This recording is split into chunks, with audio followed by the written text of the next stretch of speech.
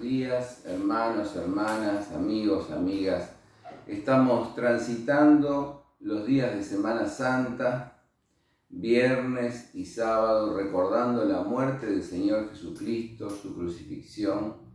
Y el día domingo recordaremos la resurrección del Señor Jesucristo. Y yo quisiera hacerlo con reverencia y mansedumbre ante la palabra de Dios, leyendo dos textos que son muy importantes. El primero es el que nos va a servir de base a nuestra meditación, que se encuentra en Romanos, carta a los Romanos, capítulo 4, versículo 25. Y el Señor Jesucristo fue entregado por nuestros pecados y resucitado para nuestra justificación. Reitero, el Señor Jesucristo fue entregado por nuestros pecados y resucitado para nuestra justificación. Esta lectura es la reflexión en que se basa el mensaje, pero sin embargo es necesario hacer una lectura de una recopilación histórica, una de las que tenemos en los 4 evangelios. En este caso he elegido la de Lucas, Lucas 23, justamente allí vamos a leer en Lucas la crucifixión y muerte del Señor Jesús. Dice: cuando llegaron al lugar que se llama de la Calavera, lo crucificaron allí, y a los malhechores, el uno a la derecha y el otro a la izquierda, y Jesús decía: Padre, perdónalos porque no saben lo que hacen. Y partiendo sus vestidos echaron suertes. El pueblo estaba de pie mirando, y aún los gobernantes se burlaban de él, diciendo: a otro salvó, sálvese a sí mismo, si es el Cristo, el escogido de Dios. También los soldados lo escarnecían, acercándose, ofreciéndole vinagre y diciéndole: si tú eres el rey de los judíos, sálvate a ti mismo. Había también sobre él un título escrito que decía: este es el rey de los judíos. Uno de los malhechores que estaba colgado lo injuriaba diciendo: ¿tú eres el Cristo? Sálvate a ti mismo y a nosotros. Respondiendo el otro, lo reprendió diciendo: ¿ni siquiera temes tú a Dios estando en la misma condenación? Nosotros a la verdad padecemos con razón porque estamos recibiendo lo que merecieron nuestros hechos, pero éste ningún mal ha hecho. Y le dijo: Jesús, acuérdate de mí cuando vengas en tu reino. Entonces Jesús le dijo: de cierto te digo que hoy estarás conmigo en el paraíso. Cuando era como el mediodía, descendió oscuridad sobre la tierra hasta las 3 de la tarde. El sol se oscureció y el velo del templo se rasgó por el medio. Entonces Jesús, gritando a gran voz, dijo: Padre, en tus manos encomiendo mi espíritu. Y habiendo dicho esto, expiró. Y cuando el centurión vio lo que había acontecido, dio gloria a Dios diciendo: verdaderamente, este hombre era justo. Y toda la multitud que estaba presente en este espectáculo, al ver lo que había acontecido, volvía golpeándose el pecho. Pero todos sus conocidos y las mujeres que lo habían seguido desde Galilea se quedaron lejos mirando estas cosas. Hasta aquí la lectura nuestra. El texto de Romanos, que Jesús murió por nuestros pecados y resucitó para nuestra justificación, encierra el significado de la Semana Santa.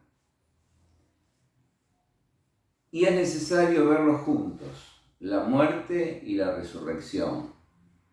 Aunque hoy vamos a enfatizar sobre la muerte del Señor Jesucristo.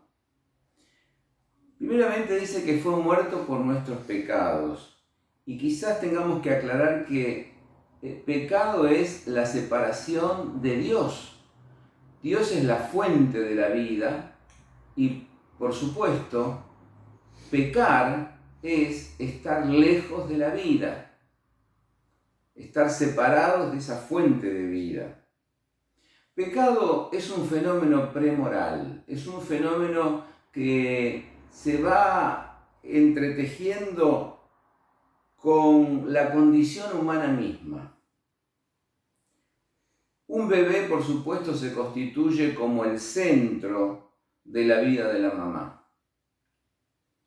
Y tiene la ilusión de que él es todo para la vida de la madre y la madre es todo para la vida de él. Luego deberá caer, obviamente, de ese lugar. Pero esta caída nunca ocurre totalmente. Entonces siempre hay restos de ese autoendiosamiento, de esa autocentralidad de la infancia. De manera que el autoendiosamiento, el egocentrismo, la presunción, la soberbia, en alguna medida nos acompaña el resto de nuestra vida. Desde este lugar de soberbia, de autoendiosamiento, se experimenta la concupiscencia. La concupiscencia es el deseo desmedido por otras cosas. Por ejemplo, Napoleón deseaba anexar tierras. Los ricos quieren cada vez más riqueza. El ser humano siempre va por más, pero por más sin considerar o pisoteando a su prójimo. A esto se acompaña la violencia. Violencia muchas veces hacia nosotros mismos, porque trabajamos más de la cuenta, porque nuestras culpas se traducen en síntomas físicos, violencia hacia la naturaleza, porque por extender las fábricas y por extender las industrias se contaminan los ríos, el aire y demás. Violencia hacia los otros. El ser humano que nace como un cachorro indefenso es absolutamente necesario que absorba, que se nutra, pero no solamente se nutre de la leche materna, sino se nutre de todo lo que escucha. Y allí el pecado se le pega como manchas que ya están en su inconsciente. El ser humano quiere permanecer en ese principio del placer, donde está seguro, en el regazo materno, y no enfrentar el principio de realidad. El principio de realidad es duro, la realidad muchas veces es adversa. Por la realidad, por abrirnos camino en medio de esa realidad tenemos que luchar, pero el ser humano se refugia en refugios hedonistas como la droga, el alcohol, la disolución sexual y demás. Pero el pecado siempre tiene sus consecuencias. El autoaniquilamiento y la destrucción del mundo, ya sea la destrucción de la sociedad, la destrucción de las estructuras sociales o la destrucción del medio vital. El pecado es una permanencia en ese estado de autocentralidad infantil. Este pecado tiene dos características. En primer lugar, es universal y en segundo lugar es radical. Es universal, ¿por qué? Porque todos los seres humanos en todos los tiempos y en todas las épocas somos pecadores. Somos seres humanos falibles, pero somos seres humanos que de hecho pecamos. Entonces el pecado tiene esta característica, es universal por un lado, pero por otro lado es radical. Y cuando digo radical quiero decir que es raíz de otros males. Decía al principio que el pecado inicialmente, en tanto pecado original, es premoral, pero luego el pecado se hace entonces moral.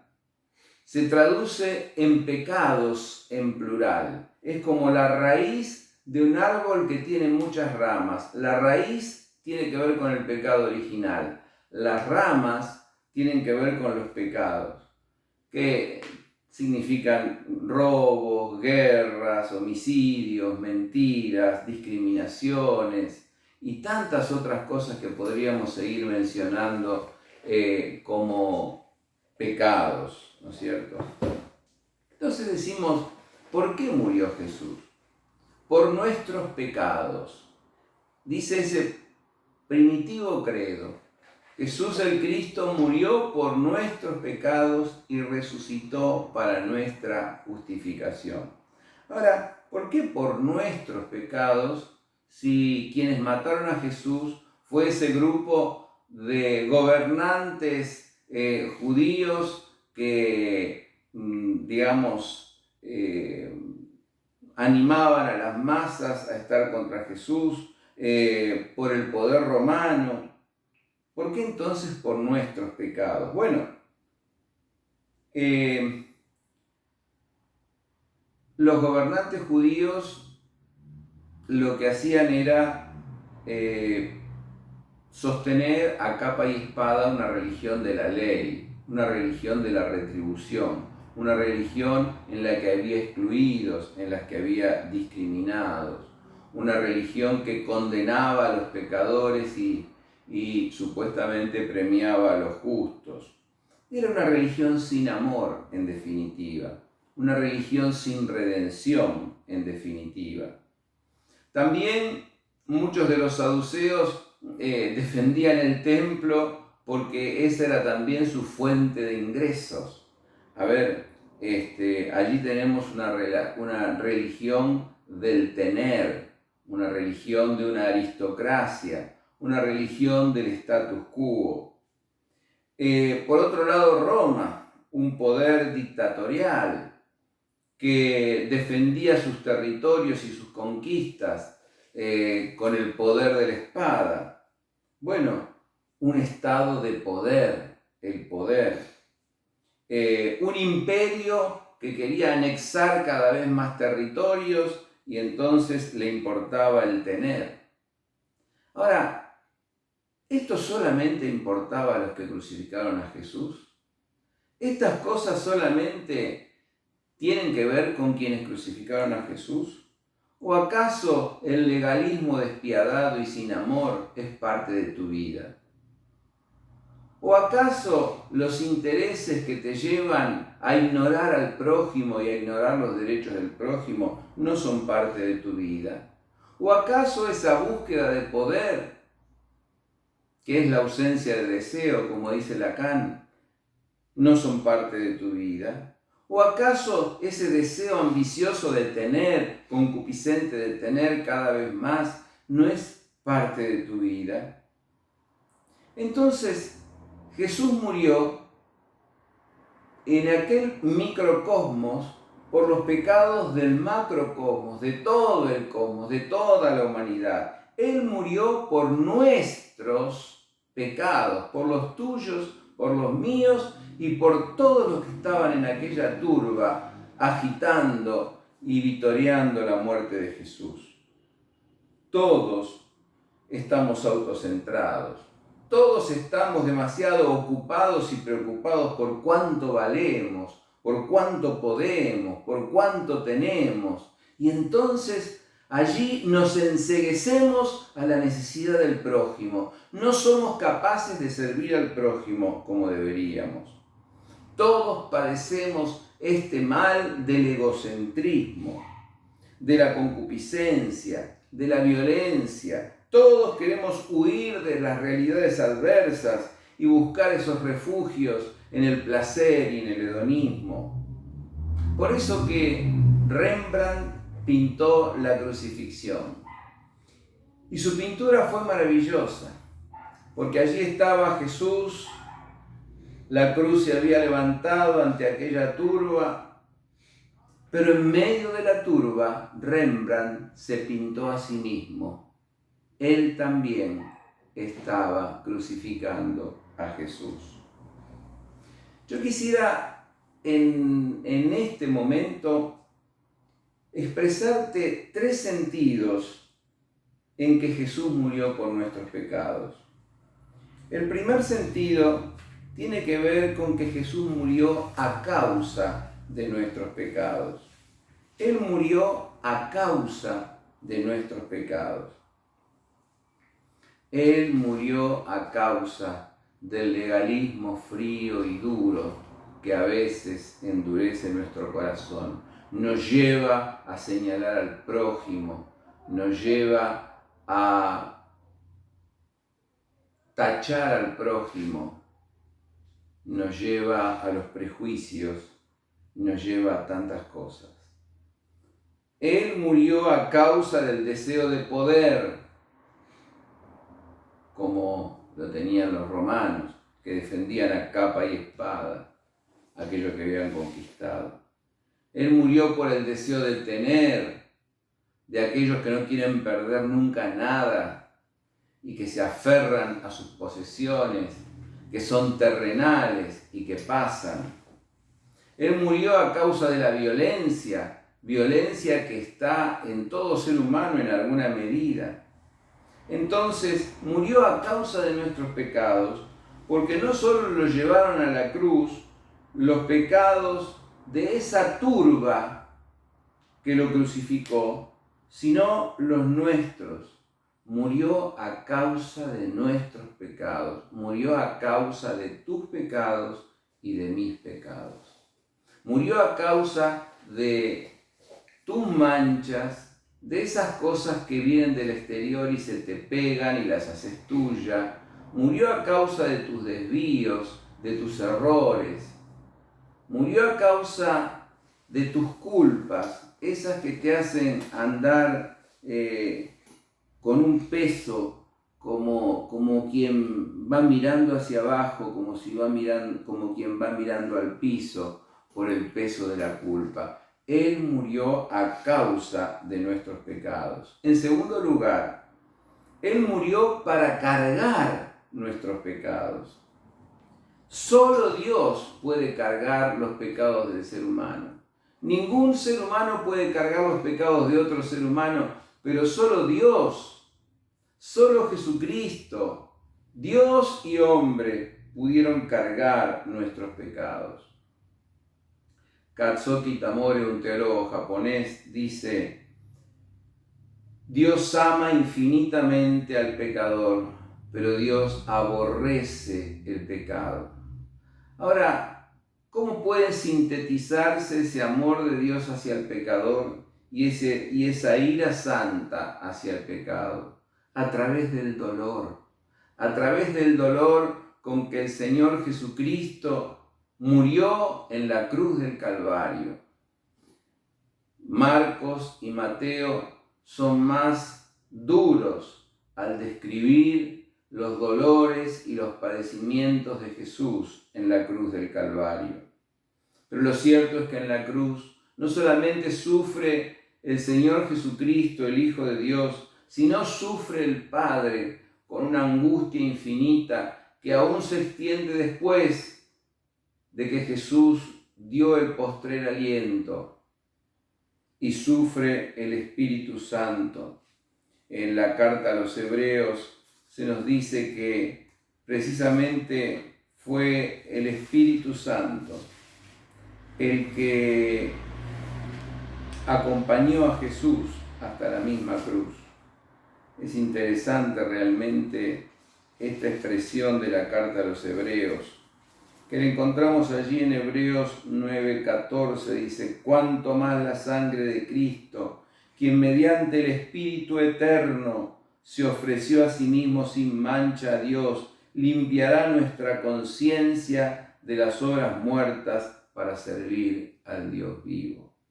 Fíjense, mis hermanos, la sangre de Cristo, la entrega de Cristo fue mediante el Espíritu eterno. Dios Trino sufre en la cruz del Calvario, el Padre, el Hijo y el Espíritu Santo. Y asimismo, nosotros encontramos este hecho de que Jesús cargó con nuestros pecados en la carta a los Colosenses. La carta a los Colosenses, una hermosa carta allí en el capítulo 2, versículos 13 y 14 dice: mientras ustedes estaban muertos en los delitos y en la incircuncisión de su carne, quiere decir en una vida disipada, Dios les dio vida juntamente con Él, perdonándonos todos los delitos. Él anuló el acta que había contra nosotros, que por sus decretos nos era contraria, y la ha quitado de en medio para clavarla en la cruz. El Señor, con su muerte, anuló el acta que nos era contraria, el acta que nos acusaba, el acta de nuestros pecados. Los cargó y los expió en la cruz del Calvario. Bendito sea el nombre de nuestro Señor Jesucristo. Por eso el autor de la carta a los Hebreos dice: ¿quién menospreciará una salvación tan grande? ¿Quién se atreverá a menospreciar la bendita sangre del Hijo de Dios derramada por nosotros? Mis hermanos, es como un juez justo, un juez bondadoso. Dios es así. Ante su tribunal comparecemos nosotros como acusados justamente de delitos y pecados. Pero ese juez nos ama tanto que vende todo lo que tiene para que nosotros seamos libres, nuestra condena sea levantada, seamos absueltos, y entonces allí se anula todo lo que estaba en contra nuestro. Se entregó para cargar nuestros pecados. Él llevó nuestros pecados. Él anuló el acta que nos era contraria. Y en tercer lugar, mis hermanos, Jesucristo se entregó para darnos salvación y liberación. El condenado estaba con la espada de Damocles colgando sobre su cabeza. En cualquier momento venía la muerte. La muerte es vivida por aquel que está lejos de Dios, la fuente de vida, como una amenaza, con un temor muy tremendo.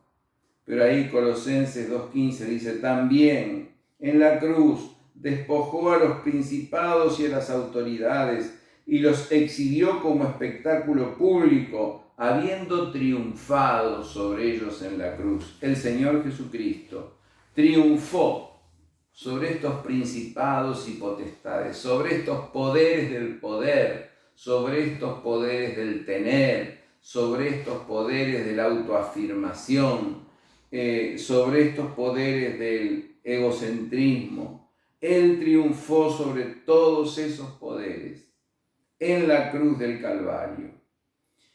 Y entonces nos absolvió, pero más que absolvernos, nos perdonó. Absolver es absolver algo del pasado. Y la persona vuelve a la condición que tenía. Pero perdonar es donar por sobre. Es darnos por sobre.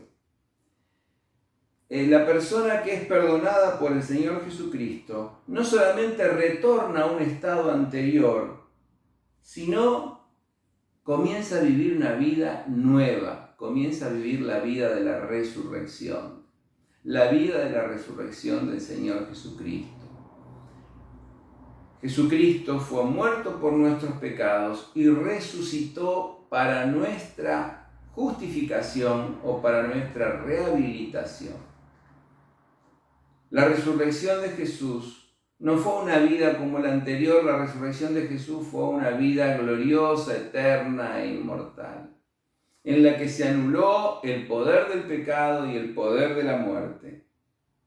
Entonces, cuando nosotros recibimos al Señor Jesucristo en fe, recibimos el perdón de pecado, la liberación del poder de todos esos poderes que fueron exhibidos públicamente, y sobre los cuales Jesús triunfó en la cruz del Calvario. La reconciliación con aquellos alejados. Recibimos una nueva vida para el servicio de la justicia y del prójimo.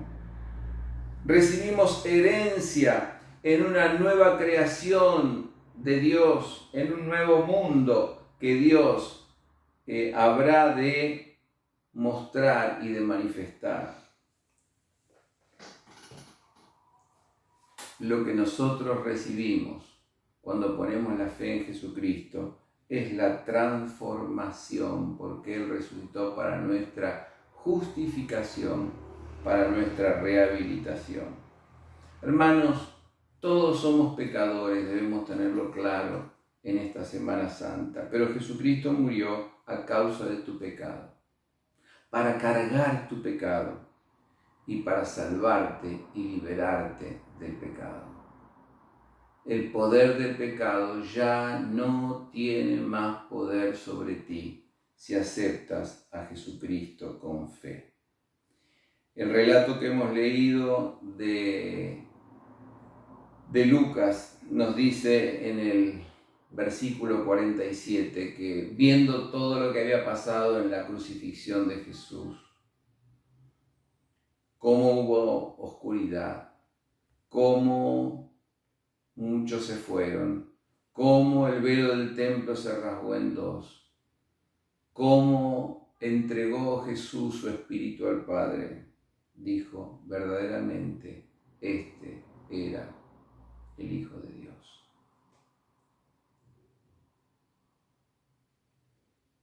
Jesús murió a causa de tu pecado.